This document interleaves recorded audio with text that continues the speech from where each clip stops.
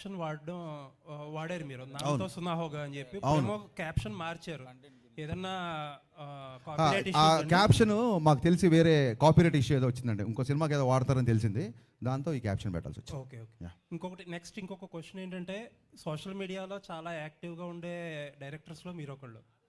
But చాలా మంది ఏమంటారంటే హరీష్ గారి ఫాలోవర్స్ కంటే కూడా ఆయన బ్లాక్ చేసిన మెంబర్సే ఎక్కువ అంటారు. మీరు అంటే సోషల్ మీడియా హేట్ కానీ సోషల్ మీడియా ట్రోలింగ్ కానీ ఎందుకంత సీరియస్గా తీసుకుంటారు? నేను సీరియస్గా తీసుకుంటే సోషల్ మీడియాలో యాక్టివ్గా ఎందుకుంటాను? ఒకవేళ నేను సీరియస్గా తీసుకుంటే అంటే హట్ అయితేనే కదా మీరు బ్లాక్ చేస్తారు. కాదండి, అన్నెసెసరీ డిస్టర్బెన్స్. ఇప్పుడు అడ్వర్టైజ్మెంట్ వచ్చినప్పుడు ఛానల్ మారుస్తే అడ్వర్టైజ్మెంట్ మీరు హేట్ చేసినట్టు కాదు, ఆ టైంకి అది వద్దు అనుకుంటున్నట్టు, అది ఒక డీవియేషన్ అనుకుంటున్నట్టు అంతే. సో అది వాళ్ళు ఏదో హట్ అయిపోయి బ్లాక్ చేసినట్టు కాదు. అండ్ ఇంకోటి, ఖచ్చితంగా కొన్నిసార్లు హట్ అయి బ్లాక్ చేసి ఉంటాయి. ఎప్పుడైతే బూతులు మారుతారో అప్పుడు ఖచ్చితంగా బ్లాక్ చేస్తాను, ఖచ్చితంగా హట్ అవుతాను. ఓకే అండి, all the best for the film. Thank you. Harish గారు కంటెంట్ పరంగా 90s లో సినిమా కదా, ఆయన విశ్వ గారిని అడుగుతున్నారు అయిపోయి. విశ్వప్రసాద్ గారు సార్, చాలా రిపీటెడ్గా ఇండస్ట్రీలో జరుగుతున్న ఒక డిస్కషన్, ఇందాక హరీష్ గారు కూడా మెన్షన్ చేశారు, ఓటీటీ వాళ్ళ ఆబ్లిగేషన్తో మార్చిన డేటో పెట్టుకున్న డేటో సంథింగ్ ఏంటి అంటే, చాలా చోట్ల డిస్కషన్ జరుగుతుంది, OTTs are arm twisting the producers to release on certain date అని చెప్పి.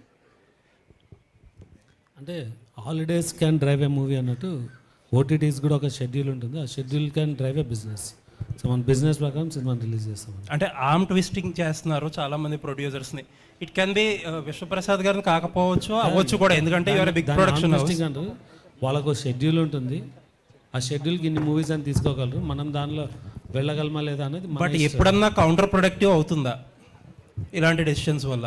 అంటే మీకు అదే చెప్తున్నాను, ఇలాంటి ఆప్షన్స్ వల్ల హాలిడేస్గా సినిమాలు రిలీజ్ చేయాలంటే కొన్ని వస్తాయి. సో మన బిజినెస్ ప్రకారం వీళ్ళు ప్లాన్, అంటే కొన్ని ఓటీటీస్ని బేస్ చేసుకొని ప్లాన్ చేస్తాము, కొన్ని థియేట్రికల్ బేస్ చేసుకొని చేస్తాము, కొన్ని కాంబినేషన్తో చేస్తాము. ఇక్కడ ఇది కాంబినేషన్ అండి, హాలిడే డేట్స్ ఓటీటీ రెండు కలిసి రావడం. అంటే మీరు చాలా యాక్టివ్గా ప్రొడ్యూస్ చేసే ప్రొడ్యూసర్ కాబట్టి నేను అడుగుతున్నా, ప్రొడ్యూసర్స్కి ఇటువంటి ఇంటర్ఫీరెన్స్ అనేది కంఫర్టబుల్గా ఉంటుందా లేదా మోస్ట్ కేసెస్? అంటే మీరు నా గురించి బాగా తెలుసు కదండి, ఆర్మ్ ట్విస్టింగ్ అలో చేస్తున్నా. మోస్ట్ ప్రొడ్యూసర్స్ కంఫర్టబుల్ గా ఫీల్ అవుతున్నారా లేదా? మీకు డెఫినెట్ గా బిజినెస్ లా రన్ అవుతుందండి. ఎవరు ఆర్మ్ ట్విస్ట్ చేసినా బిజినెస్ వర్క్ అవుతుంది. అది టూ వే విన్ సిచ్యువేషన్ ఉండాలి ఆల్వేస్. లుకింగ్ ఫార్వర్డ్ అండి ఫర్ ద ఫిల్మ్. నిశాంత్ గారు, నాకు ఇందాక మీరు హట్ అవుతున్నారు అంటే నాకు సడన్ గా మీరు ఆ క్వశ్చన్ తో గుర్తొచ్చింది. ఇది మిమ్మల్ని క్వశ్చన్ చేయడం కాదు, లేదా మిమ్మల్ని నిలదీయడం కాదు, but I want always ask this. ఏమైందంటే, సుమ గారు ఒకసారి స్నాక్స్ గురించి ఒక కామెంట్ చేసినప్పుడు మీరు ఆడతారు కాదు క్వశ్చన్ వినండి, చాలా మంచి సార్ వినండి, మీరు చాలా బాగా అడిగారు. నన్ను ఫినిష్ చేయని చెప్పండి.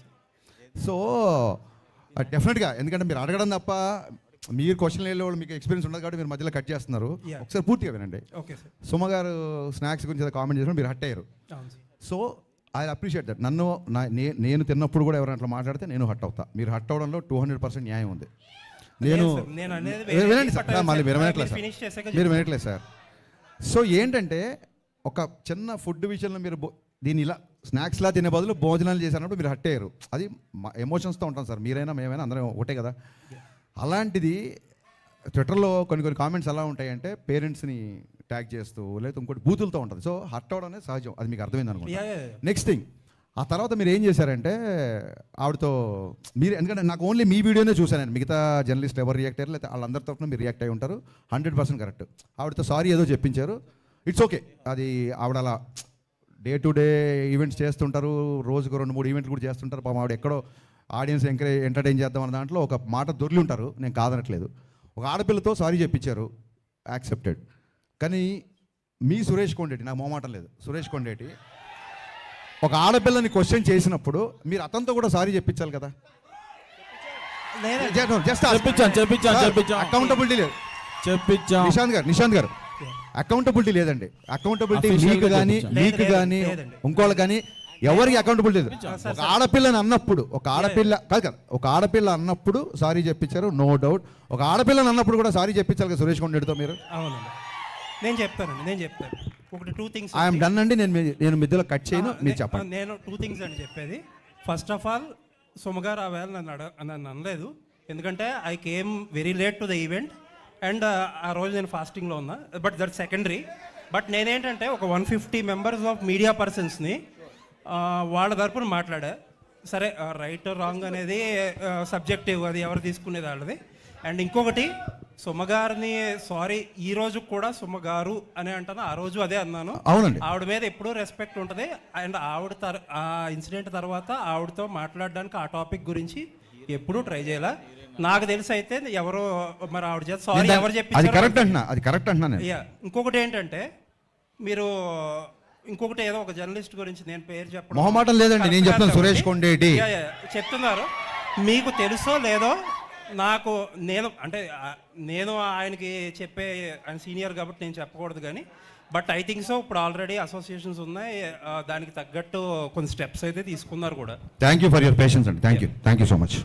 అపార్ట్ ఈ కాంట్రవర్షియల్స్ పక్కన పెడితే కంటెంట్ పరంగా ఇది రియల్ ఇన్సిడెంట్ ఎక్కడో నార్త్ లో జరిగింది.